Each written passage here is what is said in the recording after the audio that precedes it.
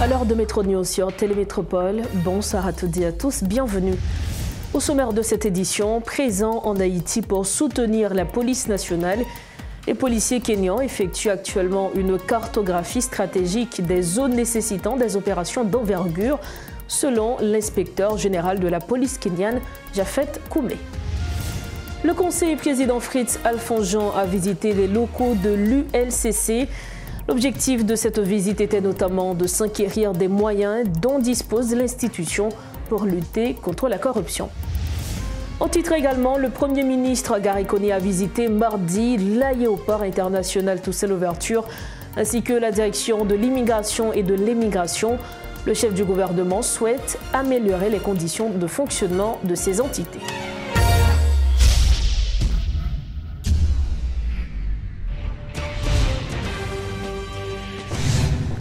Alors que de nombreux Haïtiens se demandent ce que font les policiers kenyans depuis leur arrivée, l'inspecteur général de la police kenyane, Japhet Koumé, a affirmé qu'il travaille en étroite collaboration avec la police nationale haïtienne.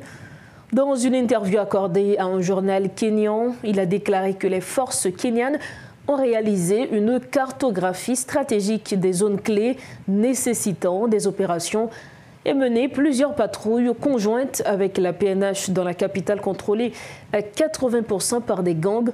M. Koumé a déclaré que la mission dirigée par le Kenya en Haïti est une noble tâche pour le bien des Haïtiens. Il a également appelé ses compatriotes kenyans à soutenir ceux qui portent haut le drapeau du Kenya tout en remplissant leur mandat de police internationale. L'inspecteur a souligné que les troupes présentes en Haïti surveilleront le principal port, l'aéroport, les principales routes, l'hôpital, les hôpitaux et la résidence présidentielle. Le conseiller président Fritz Alphonse-Jean a visité les locaux de l'unité de lutte contre la corruption ce mercredi.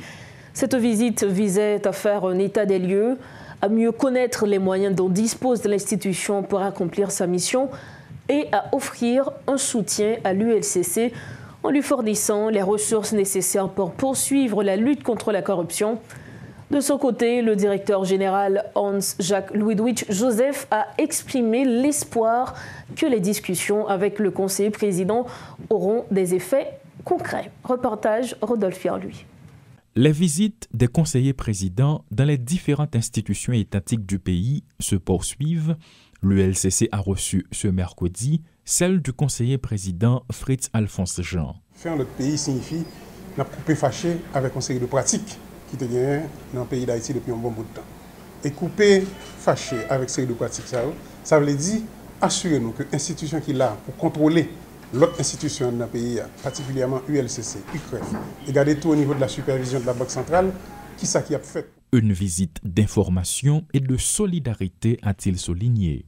Pour nous garder relation de l'État avec le reste institution dans le pays, garder relation de l'État avec le secteur privé, relation de l'État avec le reste monde qui a fait business dans le pays, et surtout, opportunité que nous avons là pour nous construire notre économie. Des promesses ont été faites dans le cadre des rencontres. Donc là, nous venons porter support pour nous dire directeur ULCCA, même gens que nous allons dire Banque centrale là, que le Conseil présidentiel de transition, comme c'est nous-mêmes qui sommes là pour assurer stabilité institutionnelle dans le pays, nous là pour nous encourager, pour nous assurer qu'il y a tout moyen que y a besoin pour faire travail. De son côté, le directeur général de l'ULCC, Hans-Jacques Ludwig Joseph, va droit au but en ce qui concerne ses attentes. C'est une visite de partage d'informations sur le fonctionnement de l'institution, sur le budget que nous gagnons, sur les moyens que nous gagnons pour notre travail, et nous apprécier à juste valeur la visite ça qui inscrit dans la dynamique encourager des institutions comme l'ULCC pour continuer à faire travail. Et nous espérer que discussion assez franche et ouverte que nous sommes là pour faire suite rapidement et nous compter sur ce conseil présidentiel. De nombreuses visites se sont déroulées ces derniers jours et les attentes suite aux échanges se multiplient. Leslie Voltaire à l'EDH, Louis-Gérald Gilles à l'hôpital général et Fritz Alphonse-Jean non seulement à l'ULCC mais également à la Banque centrale. Toujours dans ce chapitre, le Premier ministre Gary Coney a rencontré des représentants de plusieurs organisations haïtiennes le 9 juillet 2024 à la résidence officielle. L'objectif était de recevoir et discuter le cahier de charges de ces organisations syndicales. Les échanges ont porté sur l'amélioration des conditions de vie des ouvriers, employés du secteur public, organisations de femmes, de droits humains et de lycéens.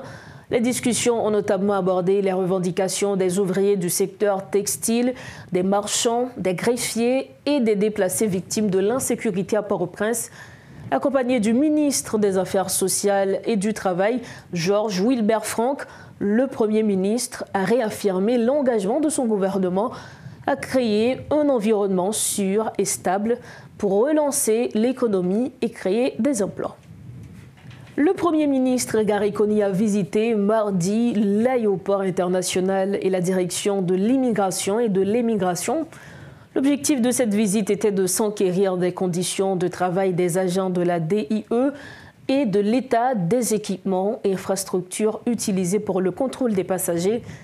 M. Coney entend se pencher sur les différentes contraintes matérielles et logistiques afin d'améliorer les conditions de travail, rendre plus célère, efficace et efficient le processus de personnalisation des documents de voyage tant en Haïti que pour la diaspora, indique une note du MICT.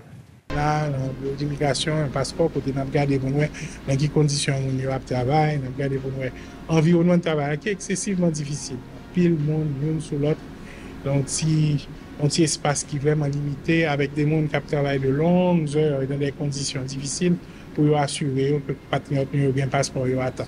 De se montrer des passeports pour traiter depuis 2023. Il faut me dire tout que nous à Washington avec le directeur d'immigration, on a regardé pour nous comment du côté de Washington, papier, process, l'IBAM garantit que nous avons des solutions à mettre en place là sur le court terme, mais l'IBAM garantit que nous avons des solutions à envisager sur le moyen terme pour que le dossier passeport soit traité beaucoup plus rapidement. Nous connaissons qu'il y a des dizaines de milliers d'Haïtiens qui sont en souffrance parce que le fait passeport ne va pas faire. Donc ça, c'est un urgent pour nous et nous cherchons un gens pour nous capables d'adresser le plus rapidement que possible.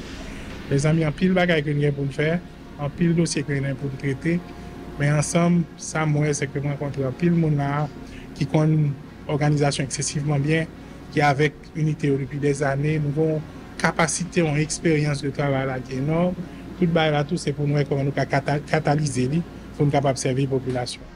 Pour clore la page nationale de Metro News, lancement ce mercredi de la première édition du Salon de l'Industrie, baptisé Made in Haiti. Selon l'initiateur de cette activité, cet événement, qui se tiendra le samedi 13 juillet, sera l'occasion pour une soixantaine d'exposants issus de divers secteurs de partager leur savoir-faire ou encore de présenter tout ce qui est fabriqué en Haïti, du textile passant par l'agro-industrie, la gastronomie, les services financiers, les énergies renouvelables, l'automobile ou encore l'industrie des boissons et les industries tournées vers l'exportation seront de la partie, a fait savoir Grégory Morissette. L'événement, c'est la première édition d'un salon qui va offrir une belle vitrine sur tout le savoir-faire haïtien, passant de l'industrie textile, industrie de boissons, et des services et tout type d'entreprises, agro-industrie, gastronomie, services financiers, les énergies renouvelables, l'automobile. Donc tout sera là, même aussi les industries tournées vers l'exportation.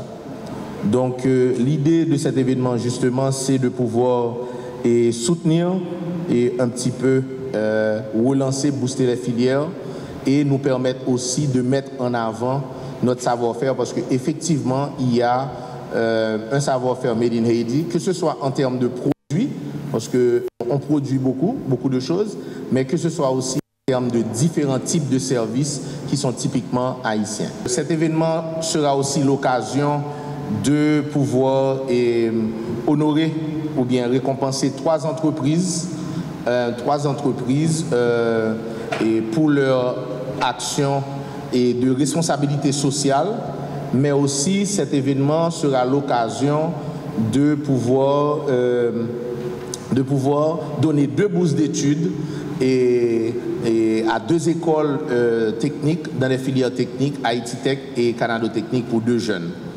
Donc l'événement aussi aura lieu ce samedi, donc c'est à partir de 11h et toute la journée jusqu'à 8h30. Nous refermons cette édition de Metro News. Mais avant de partir, voici le rappel des titres à la une.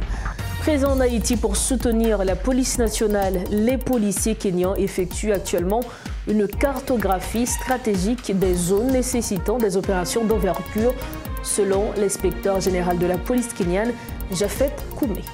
Le conseiller président Fritz Alphonse Jean a visité les locaux de l'ULCC. L'objectif de cette visite était notamment de s'acquérir des moyens dont dispose l'institution pour lutter contre la corruption. Et puis le Premier ministre Gary Conille a visité mardi l'aéroport international Toussaint Louverture ainsi que la direction de l'immigration et de l'émigration. Le chef du gouvernement souhaite améliorer les conditions de fonctionnement de ces entités. C'est ainsi que nous refermons cette édition de Métro News. Merci infiniment de votre attention. Prochain rendez-vous demain, mais entre-temps, restez sur Télémétropole. Bonsoir.